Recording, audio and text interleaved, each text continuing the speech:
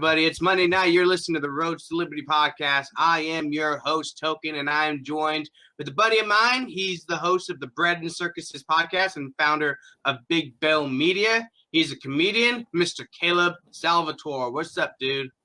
Oh shit, just living the dream, man. How about you? Man, I get to talk to you on Monday night. I got a glass of Captain Coke right here that I'm gonna finish here in about 5 minutes. That's good, man.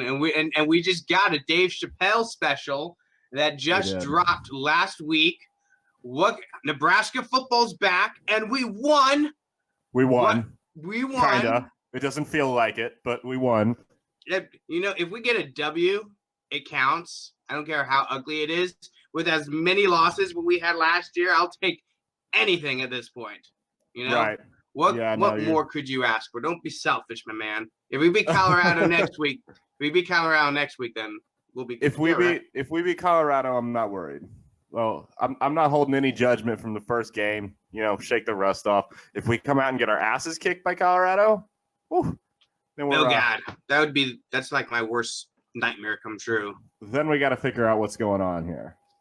I don't know. So, I think we'll be fine. But we didn't come here to talk about Nebraska football, which I'll probably talk plenty about tomorrow night on the Talking to Hop show. But we came here tonight to talk about Dave Chappelle and his new special, Sticks and Stones. You get the chance to watch it?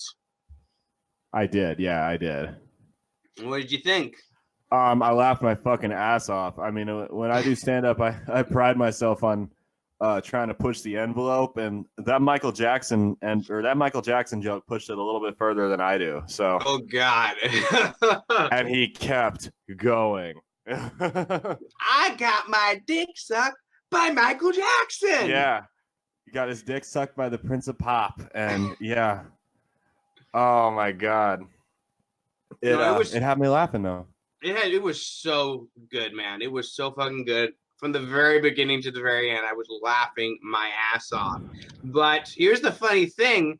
Not everybody was laughing their ass off. I can't even talk about it. Not everyone was laughing their asses off. There was a lot of people who were very upset, very, very naughty. Dave Chappelle said a lot of naughty things about a lot of people he's not supposed to talk about. And it's kind of funny because he even said this was going to happen during the special. Is like the number one rule you got to remember: you're not allowed to talk about the alphabet people. What is everybody upset about today? It's the alphabet people. It's the alphabet people. You know, it's because he went after the LGBTQ whatevers. He went after them. And it's funny because I would have thought it was the Michael Jackson stuff that would get the most reaction from people. You know? Yeah. No, I did too. Yeah. If anything, that I mean, I could at least somewhat see somebody going, okay, yeah, that's a little far. You know, he said the kids were asking for it from Michael Jackson. I could kind of see that. But you know, the LGBTBBQ or whatever, LGT barbecue thing, that I didn't think it was that bad, to be perfectly honest with you. Well, obviously, you're not an LGBTQIA plus and minus 1,000, because otherwise you would have been power. You would have been absolutely offended by all this. But yeah, here's the thing about it. I would have thought, like you said, that the most controversial thing he joked about was the Michael Jackson stuff. You know, right? He's literally talking about like, well, what were the kids wearing at the time? Yeah. I mean, that was the whole bit. Like, right. Man, if your first sexual experience is having Michael Jackson, most kids get an awkward Thanksgiving dinner. This kid gets to go around bragging about how the Prince of Pop sucked his dick or something like that. Yes. Oh my God, that was fantastic, though. No, I gotta say, I saw a meme going around that said, it was a picture of Dave Chappelle. It's like, did I just become the Libertarian Party's 2020 nominee? And I didn't get it till just now. What's that? Oh, yeah. Yeah. I would vote for him. He's a funny, I don't know what his politics are, but my God, he's a funny dude. So let's talk about. Go ahead. No, I said I liked his stance on abortion. If you can kill the motherfucker, I can abandon him. That's fair. That's fair. I guess so. I mean, if you're going to at least try to be consistent and honest, right, and not be a raging hypocrite, which we all know that feminists can't help themselves in that regard anyway. So right.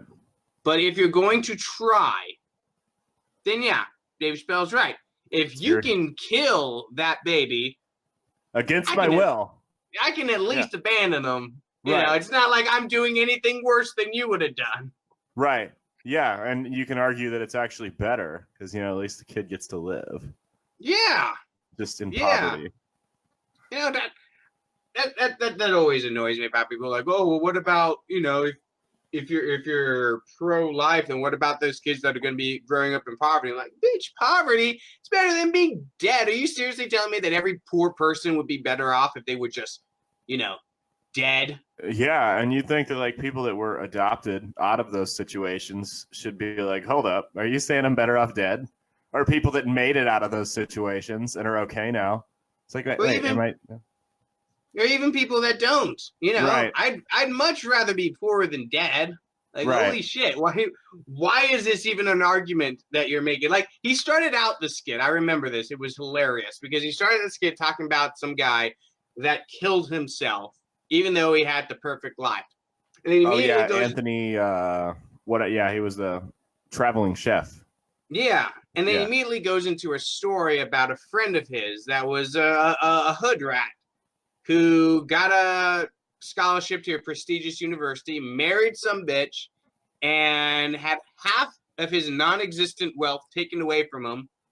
And he never considered killing himself. He apparently thought life was good enough to keep on going.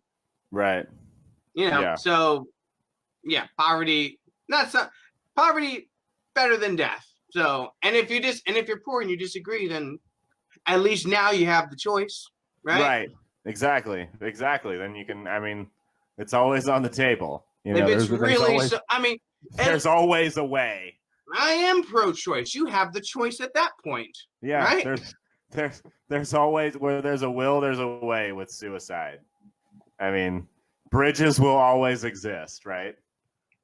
Bridges and freeways. Here's the thing about it.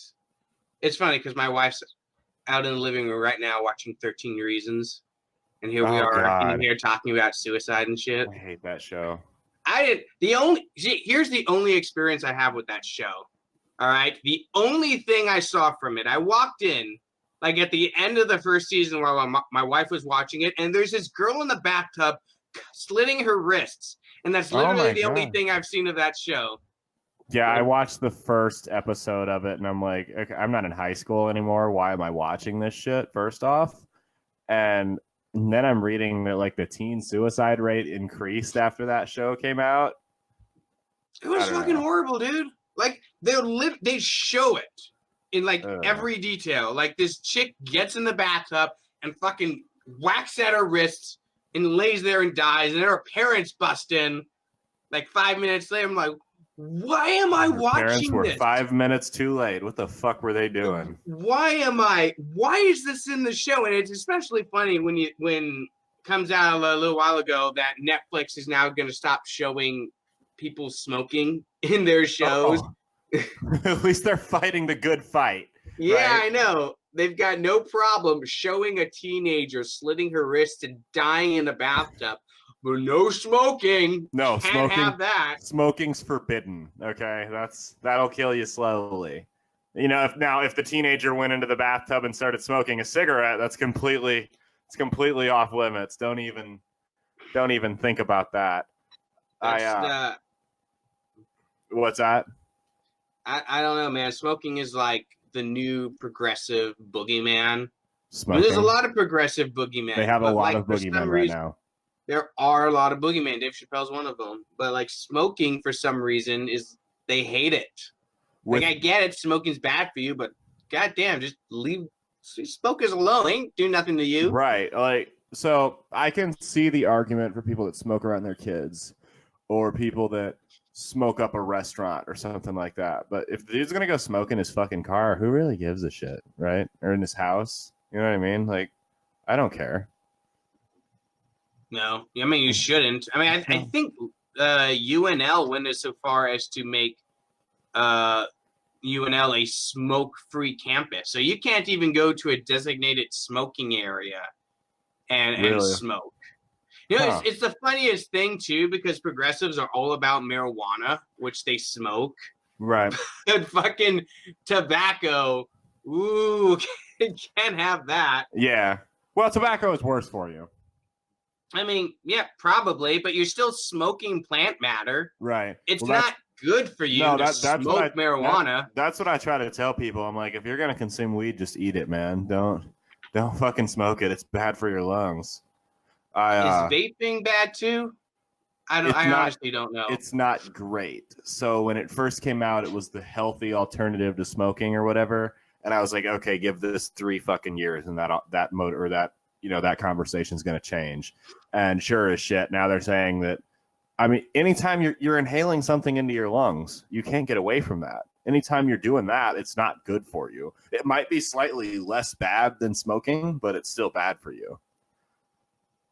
No, absolutely, and that's the funny thing about it, because progressives will never give anyone shit for smoking weed, right? No, not at all. But they'll give people shit for smoking tobacco left and right. And I'm all fine. Like, if you want to smoke weed at a designated smoking spot, I can go stand next to that tobacco smoker, and you two can hang out, whatever the fuck you want. I don't know.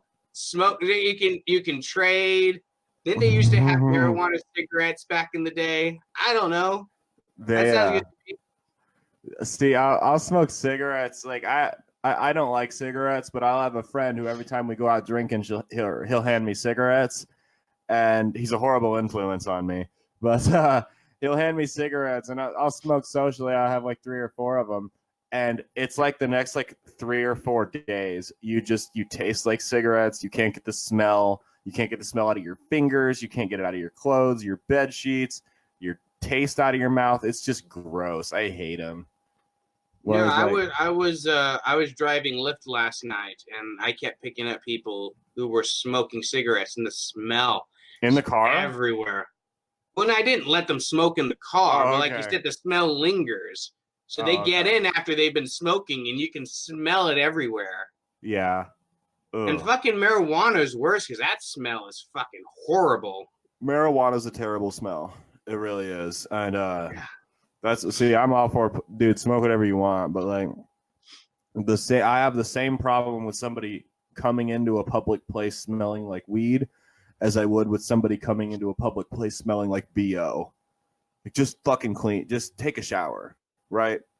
It's not social. I'm not saying it should be illegal, but it's not socially acceptable to go somewhere smelling like you haven't showered for 4 days. It shouldn't be socially. It's also not socially acceptable for you to go somewhere smelling like you just smoked a bunch of pot. Let's just have some common courtesy. You know, the funniest story I have about marijuana. So Adam Kokesh came to Omaha like 3 years ago. Oh yeah. This was when he had a rinkety old van instead of a giant campaign bus that he was driving around in. And he came to Omaha, and he had a bunch of people. It was funny. It was billed as a campaign party with an open bar. This is how he billed it, right? Get there, and it's just a bunch of dudes sitting around in a living room, and the open bar is this guy had a 6-pack in his fridge that he would just hand you one as you got there. It wasn't even good beer. It was this terrible IPA garbage. I took one sip of it.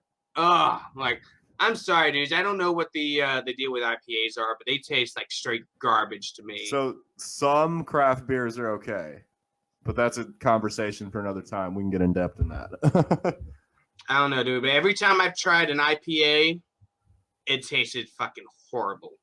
So yeah, a lot of them do.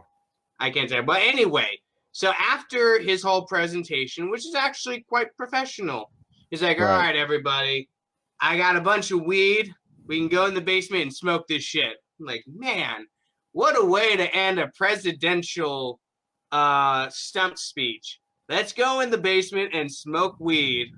It's like a good Adam fucking Kokesh. Good old Section 8 presidential campaign right there. Oh my God. A pack of beer and a bag of weed. See, if I didn't have a job where I had to drive for a living and they can randomly test me, I would have been tempted to go smoke weed with Adam Kokesh right there. I probably would have. I mean, yeah, but I mean, I can't fucking smoke weed. It's not worth it to me to smoke weed with fucking Adam Kokesh and then get busted at work the next day. No, it's not. Not at all. Absolutely not. No, you don't fuck with your livelihood. When you don't get piss tested, though, then you can just do whatever you want. I mean, yeah. So let's talk a little bit about the Dave Chappelle special and the backlash it has. Oh yeah, we trailed way off there. We did, didn't we? Well, that's fine. we got to fill up 30 minutes anyway. So first, we got an article from Vice. You know, that paragon of news and integrity right there. Yeah. Vice News. Who was it that founded Vice? So Vice was kind of Galvin McGinnis. Was that the guy that founded it? He was one of the founders. Vice was cool. OG Vice 7-8 years ago when they were publishing documentaries about the shit going on in Crimea and stuff. But it wasn't them. It was like independent people submitting it, and Vice was producing it. So they were cool way back in the day. But yeah, now they're a joke. They remind me sort of like Cracked, because I used to read Cracked all the time. Yeah, same here. Same here, yeah. And slowly, it became less and less funny and full of more progressive bullshit. Yeah. To the point where I just stopped reading it. I don't think anyone reads Cracked anymore. No, they're fucking horrible. Well, when they take a hard political turn, nobody wants anything to do with them. No, they shouldn't. And here we have Vice. Their name is Vice. And the headline of this article on Vice is, "You can definitely skip Dave Chappelle's new Netflix special, Sticks and Stones. The comedian doubles down on misogyny and transphobia in both the special and the hidden bonus scenes that follow. Oh no, a comedian went after the untouchables. He promotes misogyny." Yeah. From Vice. A site called Vice. See, I've had people say that about me before. That's if you're not pissing people off, you're not doing your job in comedy.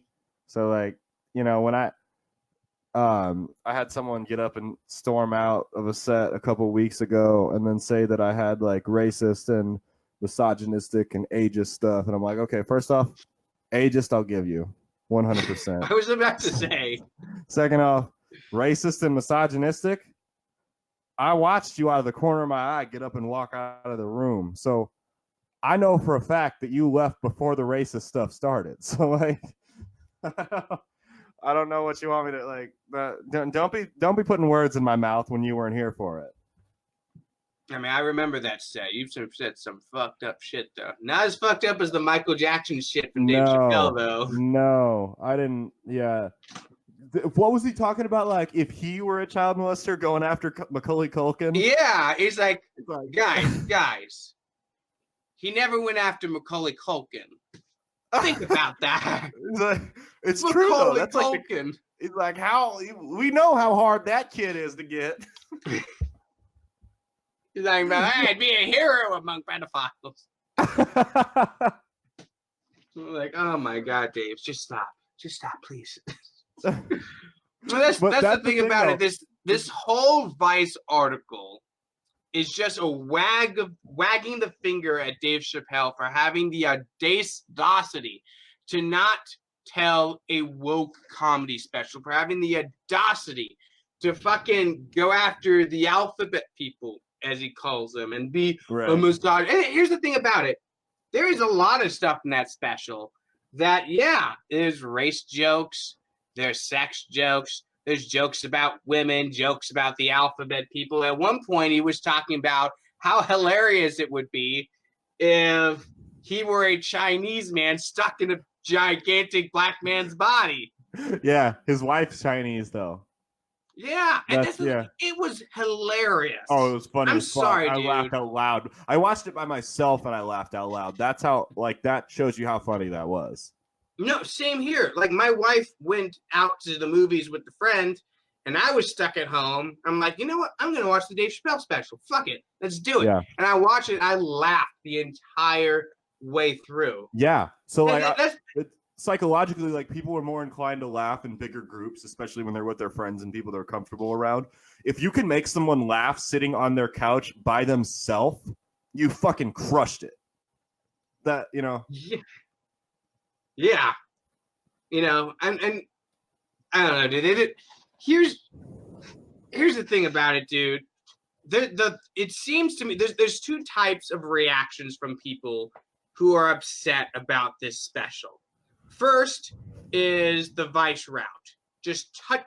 How dare you, Dave Chappelle? That wasn't very sophisticated of you. You need to be more progressive and understanding and compassionate in your jokes. You need to punch up, not down. This kind of tut-tutting. Right. And the other kind that annoys me more are the people that pretend it wasn't funny because they don't want it to be funny. You know, these are the people you like I saw the Dave Chappelle special. It was just okay. Like, okay, what you're doing, I can tell what you're trying to do. You're trying to avoid all these people going triggered on you. You're trying to avoid sounding triggered and mad because you know in internet culture, once you displayed that you're triggered and mad, you fucking lost. All right? This is why everyone fucking dogpiled on Vice and all these other places that tutted Dave Chappelle. It's because they were triggered. So the other response is to pretend you're not triggered and try to pretend like the comedy wasn't good. Which I'm sorry, it was fucking awesome. Oh, it was fucking hilarious. You're just being dumb. Do you remember, because people try to police comedy, that's been going on for a while now, you know, non-woke comedy, the Amy Schumer types out there. Do you remember a couple years ago when Daniel Tosh got in trouble at that open mic in LA? No. He was at an open mic night in I think at the Comedy Store actually, and they sent him up there. He had nothing to say. He goes up on stage. He's like, "All right, so I got nothing. What do you guys want to talk about? What's funny?" And some dude yells out in the audience. He goes, "Rape!" And Daniel Tosh goes, he goes, "Rape. What's funny about rape?" And this woman chimes in, trying to be all self-righteous, and goes, "Nothing is funny about rape." And Daniel Tosh immediately turns and looks at her and goes, "How funny would it be if 5 guys raped her right now?" So she demanded an apology, and it was a huge ordeal. And of course, Daniel Tosh did not apologize. Oh, it was. Well, see, that's the thing about it. And he even talked about this in the special, but when he was talking about the Kevin Hart bit. It's like, so yeah, Kevin Hart quit right there and then spent the next 6 months apologizing for it. This is I like to call it the Donald Trump effect. All right. Donald Trump has proven you don't have to apologize to the woke crowd. Right. That you can just give them the finger and say, "Fuck you. I ain't doing what you tell me." And you'll be okay. It's actually when you apologize that's when they own you. Capitulate. Yeah, then they got your balls in a vice, and they're not going to give up. They're not going to give up. They're just going to keep squeezing you until you're fucking ruined. Yeah. So don't ever apologize. Caleb, if I ever see you apologize to the woke crowd, I'm fucking disowning you. If I ever apologize to the woke crowd, I need to be put into a rehab facility because obviously I'm on some type of hard drugs that are inhibiting my thought process. So, quick question: do you have any information that can lead to the arrest of the Clintons? I do not have any information that can lead to the arrest of the Clintons. I'm not suicidal. If they say I killed myself by shooting myself in the back of the head 3 times, wasn't me. If they say I was killed in a robbery, but they didn't take my wallet or my cell phone, investigate that shit. Neither do I. Just to be clear, I don't either. Am I covering all my bases? I think they're all covered. So here's the thing, though. If one of Hillary's people tried to come in and kill me, you would know that it wasn't a suicide because I would be shooting back. There would be about 25 bullet holes through the wall, so it wouldn't be. What's that? That wouldn't matter. They'll just say it was the most incompetent suicide they've ever seen. He kept trying. He had to reload 3 times. Oh God! Like this man was desperate to make it look like it wasn't a suicide. What a madman! Right. Well, it is September, and September's Suicide Awareness Month, so that's the Clintons' least favorite month. They got to kind of lay low this time of the year. So you're good until October, is what you're saying. I'm free till October, so I got to leak all that shit now. There's a billboard right outside my apartment that says depression is the number 1 cause of suicide. It's like, overeating. Overeating is the number 1 cause of obesity. You should climb up on that billboard with a big old bucket of red paint. Just cross out depression and write the Clintons. That would be the best year. That year in jail would be worth it. That would be worth it. You'd be a fucking hero. You'd be a legend, man. Hillary. You would make national headlines. If I wasn't, guarantee it. That might be the best way to kick off my career and promote our show. Actually, dude. See, if I wasn't terrified of heights, I would do it. And imagine people would want to interview you. Oh yeah. For that, they want to ask you why you do it, and you could just tell them. Bread and Circus Podcast, baby. The Bread and Circus Podcast. Speaking of which, we're at about a half hour. So let's talk about the Bread and Circus Podcast. Let's talk about it. That's your show. Yep. Let's talk about it. Like MGK Talk about it, dude. Let's talk about it. Like MGK said right before he beat Eminem. We interview a lot of people, long form podcast, or long form discussion podcast. We did our show today. It should be released in a couple days. We interviewed a psychic medium today. Last week we interviewed a self-help coach, and it's not like a loopy, scam artist, psychic medium. Like I can usually tell when someone's a genuine person, and she seemed like a fairly genuine person. I may be wrong, but it was a good interview. A genuine psychic, or a genuinely believes they're a psychic? I don't know. That's up for you guys to decide when you listen to it. I didn't get the vibe that she was on there trying to deceive us. She actually read my tarot cards live for us, which I've never had done. Dude. Don't you usually have to pay for that? You do. That's usually like $25, and I got a $25 value on the show. So all you have to do to get your future told for free is to have this lady on your podcast. She doesn't tell the future, so she can see like what's going on. So I asked her how my fantasy team was going to do, and if I should start Aaron Rodgers or Drew Brees before we went on the show, before we went live, and she didn't know. So it's not like that, but it's kind of – so basically the gist is like, you've got something toxic going on, and someone close to you is going to, come in and tell you to knock it off. But mainly we didn't really talk about that aspect of it a lot. We talked a lot about ghosts and demons and shit like that. Paranormal shit really interests me. Next week we'll have on Chris Janicek, who's running for Senate as a Democrat against Ben Sass here in Nebraska. That'll be cool. Him and I don't see eye to eye on everything, so that'll be kind of an interesting discussion, I think. Define everything. Probably everything but weed and gay people. Everything but weed and gay people, but you laughed at Dave Chappelle. Oh, so you don't even have that. Maybe immigration. We probably agree on that. You need to ask him if he laughed at the Dave Chappelle special. And if he maybe says I'll just no, show it to him. If he says no, kick him out immediately. Kick him out of my maybe I'll show him because Nick's not going to be here, so it's just going to be me. Maybe I'll play like bits of it and be like, "So, what did you think of Dave Chappelle?" Not even joking. Just make him leave right then, right there. Oh, I was like, get the fuck out of my house. Get the fuck out of my house. And then you're like, we hear you yelling from upstairs, like, "Get out! Go! Get the fuck out of my house!" And then you come back as, "Sorry about that, guys. I thought he was cooler than that." No, we've actually shifted locations for our studio since you were on our show. Yeah, we're in a different place now. Yeah, we've got a whole studio set up. You're looking at it behind me. Thus the Eagles shit. I wouldn't voluntarily put that up. That was Nick. You can't let that stand, dude. No, I need to. It's high. I might put a Patriots pennant above it because I got a Tom Brady picture, but I need to remind him what team's the king. So you need to get like one of those pennants for each Patriots Super Bowl. Each one, yeah, and just line them up, and then right underneath it, put one for the Eagles. It's like The tally mark. Oh, we got this chalkboard behind us. We put our episode number on. I might just tally up the Super Bowls there. Yeah. Like, you're almost there, buddy. 5 more years. Just 5 more years. What you should do is you should find a very subtle way to troll him in the background every week with that shit and see if he catches it before the episode starts.